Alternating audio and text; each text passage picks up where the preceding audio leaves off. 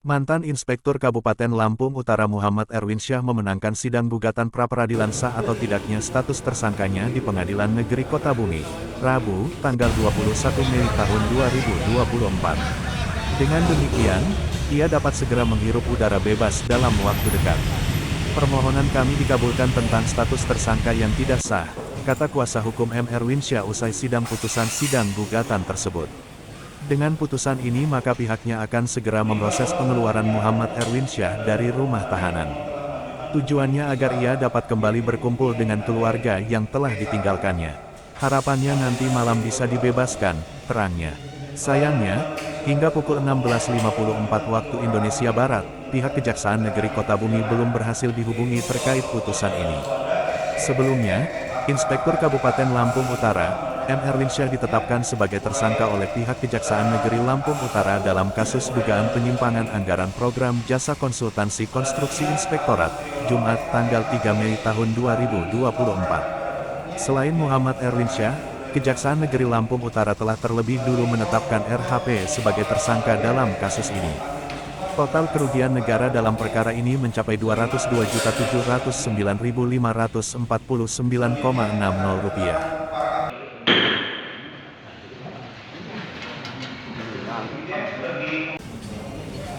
Pertama dengan kearifannya, ya, dengan kebijaksanaannya, bisa mempertimbangkan berbagai aspek disiplin ilmu.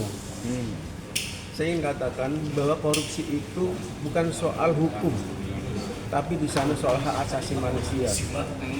Ada di sana soal administrasi pemerintahan. Ada juga soal keuangan negara, keuangan daerah. Ada juga soal prosedur, dan ada juga soal koordinasi hubungan baik yang harus dilakukan. Maka persoalan yang kita ajukan pra-pid ini adalah sumbernya berdasarkan hal itu, bukan pada pokok perkaranya, ya kan? Nah, oleh karenanya tadi hakim sudah mempertimbangkan keseluruhan itu. Banyak poin-poin yang dikemukakan, yang saya lihat itulah runtut dan sistematikanya bagaimana hakim pra-pid ini bisa menilai dari secara komprehensif pengetahuan-pengetahuannya. Menurut saya sebagai orang muslim itu alim kata saya, karena pengetahuannya cukup menilai bahwa mana yang wilayah korupsi hukum dan mana wilayah bukan. Yang pertama, kita bicara tentang hak asasi manusia, ya kan? Hak asasi manusia ini adalah menempatkan semua itu sama di mata orang-orang itu, ya kan? Di mata pejabat, di mata penegak hukum, di mata Allah sama. Nah, oleh karenanya itu yang ditetapkan tadi itu adalah bagaimana praktek hak asasi manusia oleh penyidik itu diterapkan. Nah, kita melihat itu belum begitu. Ada proses hukum yang tidak adil. Proses hukum yang tidak adil itu bukannya cara hidupnya bukan hanya sekedar itu, tetapi misalnya tadi ini orang sebenarnya ditempatkan pada proporsi yang sama tidak, ya kan? Nah, ternyata cara menetapkan tersangka itu harusnya calon dulu, ya kan? Coba sebelum jadi tersangka ini diberikan surat dulu sebagai calon tersangka, nggak boleh Anda tersangka, ya kan? Kan belum ketahuan ini masalah yang dia itu merugikan negara itu. Yang tahu itu adalah orang-orang yang mempunyai tanggung jawab untuk menilai berapa kerugian negara. Nah, kalau BPKP dipanggil untuk menilai itu belum bisa. Nah, ini juga dinilai oleh hakim. Nah, jadi intinya ini masih banyak benar panjang. Jadi intinya putusan tadi bahwa permohonan kita dikabulkan mengenai soal penetapan tersangka itu tidak absah, tidak memiliki keabsahan. Jadi status tersangka itu tidak sah? Tidak sah.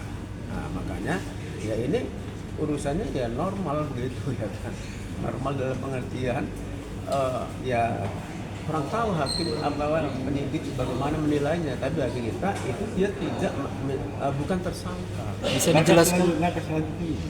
Langkah-langkahnya keluar, kita minta bahwa ya ini dikeluarin dulu lah, ya kan, dikeluarkan dulu, dikembalikan dulu. Kesian lah orang keluarga besarnya, nama baiknya, ya kan, yang kita tahu selama ini apa namanya orang katakan ya siapapun lah ya, ketika dapat segala macam sudah seperti kondisi seperti ini seolah-olah dia bersalah. Belum, makanya ini belum masuk wilayah-wilayah yang salah tadi. Ini masalah administrasi aja seperti itu. Selain status tersangka tadi, apa saja yang dikabulkan dari PKK? Ya, intinya itu sebenarnya permohonan inti. Yang lainnya itu yang ngikutin nyangkut aja. hal-hal yang misalnya ada juga ya yang benar prosedurnya sudah dilakukan ada, tapi tetap soal ini adalah soal hak asasi, soal proses hukum yang adil, apa namanya? Iya, prosedur yang benar dan juga cara menghitung kerugian juga yang benar juga. Yang berhak menghitung kerugian ini tetap pemerintah. BPKP juga kalau udah di persetujuan dari pemerintah juga. Mereka itu adalah apipnya Pemda gitu. Bukannya apipnya jaksa, penyidik gitu. Penyidik harus mengambil apa yang sudah diputuskan dari pemerintah daerah gitu. Jangan diambilnya untuk menentukan kesalahan orang. Nah itu intinya. Kejari sudah mengeluarkan perpanjangan penahanan, Pak. Ke depan. Iya. Itu gugur dengan hasil ini. Iya, dengan penetapan tersangka otomatis lah, ya kan? Penetapan tersangka itu menyangkut penangkapan, penahanan, yang di situ ketika penetapan tersangka tidak sah ya otomatis gugur. Maka dari Artinya Pak Edwin udah bisa langsung keluar atau gimana ya, itu Pak prosesnya? Nanti ini akan lagi kawan-kawan yang akan mengeluarkan segera menindaklanjuti Dari pihak Kejaksaan Negeri ya? Putusannya masih ada di pengadilan. Masih di Nanti biar dengan panitera untuk membicarakan salinan untuk disampaikan ke LP atau kejaksaan lagi tentang perusahaan itu. Kira berapa hari prosesnya Pak Erwin bisa bebas, Pak?